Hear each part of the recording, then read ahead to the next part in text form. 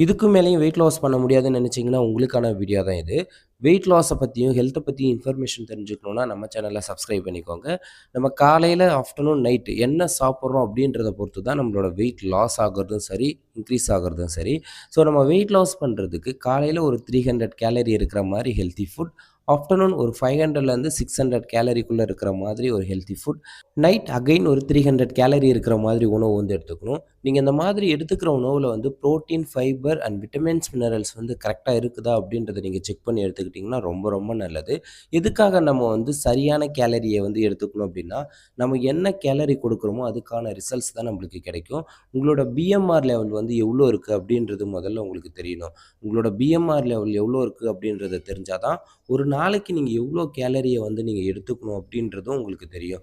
Okay, இந்த பிஎம்ஆர பத்தி நீங்க தெரிஞ்சுக்கணும்னு நினைச்சீங்கன்னா, டிஸ்ப்ளேல தெரியிற நம்பருக்கு கால் பண்ணுங்க. நாங்க உங்களுக்கு ஹெல்ப் பண்றோம்.